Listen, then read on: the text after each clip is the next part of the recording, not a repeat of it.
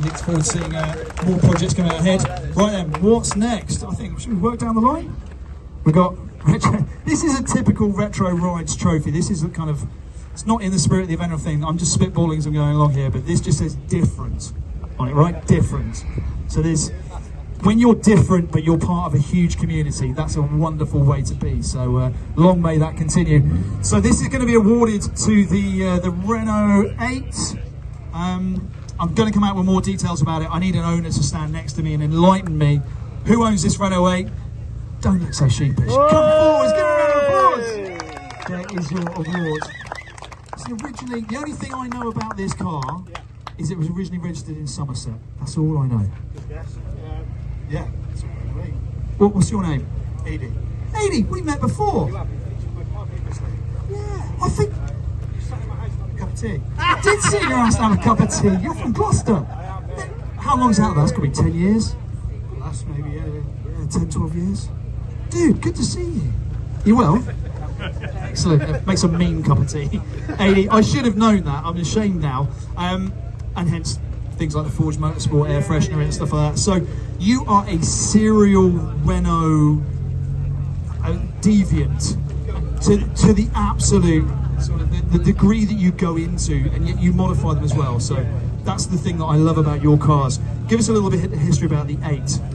Right, it's a 1968 Renault 8. It's been off the road for about 30 years. I bought it off a mate who wasn't doing anything with it back in January, February, and basically recommissioned it so that it was usable as is. Yeah, took the suspension out of it a bit. It's got banded steels on it. Had to chuck a spare engine in it about 2 weeks ago to come here. Other than that, sort out the electrics and I daily it. I run at 30 to 50 miles a day in this thing if I want to for some time, because when it rains it gets a bit wet inside. Yeah, that's about it. It's about just getting out there and using it, I guess. And you've had it, like you said, only from start of this year? Yeah. I picked up the start of this year. I got rid of another project a couple of years ago. I had a 57 Delphi. Got rid of that a couple of years ago. I wanted to get back into something older, so picked this up. And did you stick with the Renault brand because it kind of made sense, because you had those connections, you could kind of start from an advantage point with it? Yeah, to a point. Most of the Renault stuff's all interchangeable as well, so once you know people in the community, you can also get parts. I think the other side of it is my first car was 95 back when I was 17, so kind of stuck with the brand from that. So yeah, we've got the old one in the house, we've got a modern one as well, so yeah, you just got to stick with it. Piece of bits to work on as well. So. And also, they look cool, right? So you're not going to find another one on every street corner, are you? There's literally another one or two in Gloucester. They come out at the same time. Of course there is. So how many are left on the road then, roughly? Are you owners club sort of figures? Is this a single digit car to be seen out and around, or are we better set off than that? In this condition, yeah. The ones you see out and about are actually generally a lot better condition. You got your Renault 8 Gordinis and stuff that use at hill climbs, go out to like beach pageants and stuff, but they don't generally get used. Whereas, ropey old ones, these So power figure and weight. Whoa, I reckon we're pushing a whole 45 horsepower. Weighs less than 800 kgs. Rear engine, rear wheel drive. Yeah, it's a performance machine. It's basically. It's like probably like a quarter of a Porsche, power and weight wise. An old one, very old one, yeah.